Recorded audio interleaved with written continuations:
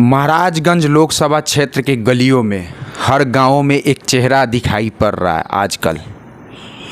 वो चेहरा जो मेरे साथ बैठे हुए शख्स हैं उनका है। मैं खोजते खोजते इनके पास पहुंचा। ये चेहरा गलियों में क्यों दिखाई पड़ता है, मैंने इनके बारे में पता किया तो ये पता चला कि हिमाचल प्रदेश में आईजी पोस्ट पे तैनात भी हैं। मैंने सोचा कि आईजी पोस्ट पे तैनात है फिर भी गलियों में लोगों से मिलना जुलना क्या बात है। सबसे पहले मैं इन्हीं से पूछूंगा, सर आप गलियों में घूम रहे हैं, गांव की गलियों में, जबकि आप शिमला में तैनात हैं स्वर्ग में, और गांव की गलियों में आ रहे हैं, गांव के लोगों का दर्द हाल चाल सब सुन रहे हैं, समझ रहे हैं, क्या कारण है? धन्यवाद, आपने अच्छा सवाल किया।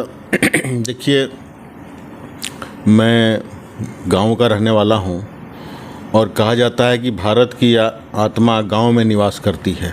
मेरा तो जन्मकर्म ही गांव में हुआ है, इसलिए जब भी मैं छुट्टी आता हूं तो अपने गांव में, गांव के अगल बगल के गांव में मैं घूमते रहता हूं।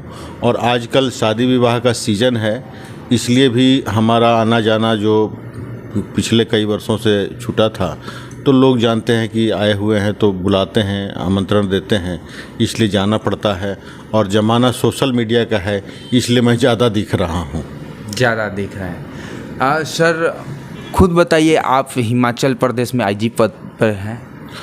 हाँ, मैं हिमाचल पुलिस में आईजी पद पर तैनात हूँ और पुलिस सर्विस से पहले मैं एक भूतपूर्व सैनिक अधिकारी हूँ। मूलतः मैं सारण जिला का रहने वाला हूँ और यहाँ के एक गांव है टेघड़ा, यहाँ का रहने वाला हूँ। गांव से पढ़ाई लिखाई किया, उसके बाद पटना विश्वविद्यालय, उसके बाद फ़ौज में गया। फ़ौज में 6-7 साल हमने देश की सेवा किया है। पंजाब में आतंकवाद से लड़ाई लड़ी, कारगिल और पुंछ राजौरी में मैं रहा हूँ, वहाँ पर लाइन ऑफ एक्चुअल कंट्रोल पे रहा हूँ। और उसके बाद मैं सिविल सर्विस की तैयारी किया, क्वालिफाई किया, हिमाचल कैडर मिला और 2000 साल से मैं ईयर 2000 से मैं हिमाचल पुलिस में हूँ। लोग अंदाज़ा लगा रहे हैं, लोग अंदाज़ा यह लगा रहे हैं 2024 आने वाला है, चुनाव का घमासान मचा हुआ, हर कैंडिडेट क्षेत्र में भ्रमण कर रहे हैं। आपका पर्पस कहीं वो तो नहीं है? देखिए, हर समय कोई ना कोई चुनाव चलते रहता है जी।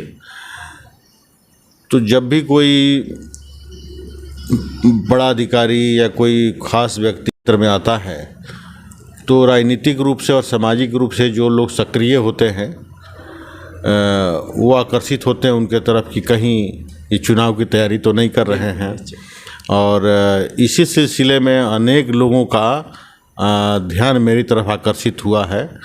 और लेकिन मुझे इस बात की खुशी है कि बहुत से लोग मेरे इस आगमन को स्वागत कर रहे हैं और लोग बहुत खुश हैं।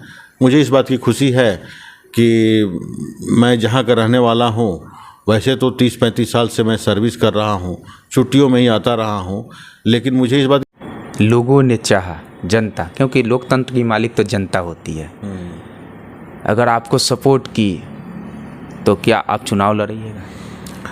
देखिए, अभी तो मेरी सर्विस है, तो जब तक सर्विस में हूँ तो आपको नियम पता ही होगा कि चुनाव नहीं लड़ा जा सकता है।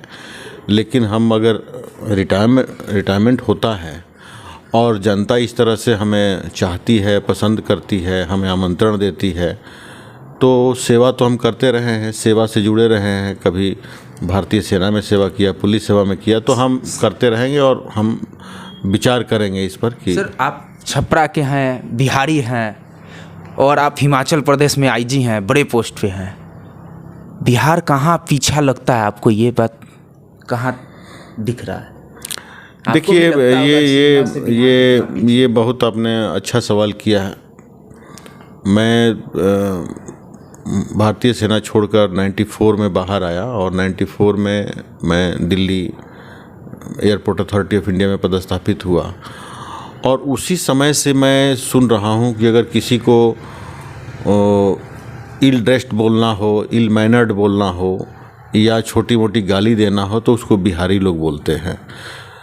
तो ये पीड़ा से मैं गुजरा हूँ और व्यथित हूँ जहाँ तक हिमाचल की बात है, एक बहुत ही विकसित हिल स्टेट है और हमें इस बात की पीड़ा रहती है कि हमारा बिहार जो एक समय में one of the best governed states था, पिछले 40-45 साल से विकास के तमाम पायदान पर भारत में सबसे पिछड़ा हुआ राज्य है, गरीब राज्य है। यहाँ बेरोजगारी है, अशिक्षा है, भुखमरी है और भी जितने पैरामीटर्स है उस पर हम लोग पिछड़े हुए हैं। और ये भी स्थिति है कि ऐसा नहीं कि एक पार्टी की सरकार है, सरकारें बदली लेकिन व्यवस्था नहीं बदला। सरकार बदले, नेता बदल गए, राजनेता बदल गए, लेकिन व्यवस्था नहीं बदली। ये बड़ी ही चिंतनीय स्थिति है। ऐसा लगता है कि केवल सरकार बदलने से नहीं होगा, एक तो पूरे आमूलचूल परिवर्तन की ज़रूरत है, जिसमें आपको मालूम होगा जैसे कि लोकनायक जयप्रकाश नारायण ने संपूर्ण क्रांति का आह्वान यहीं से किया था। उस संपूर्ण क्रांति के उद्देश्य अनेक थे, उसमें एक उद्देश्य था सरकार परिवर्तन करना। इसके अलावा एक सामाजिक बदलाव की बात थी, सांस्कृतिक बदलाव की बात थी, आर्थिक बदलाव की बात थी, है ना। सो जो सोच में बदलाव की बात थी, जो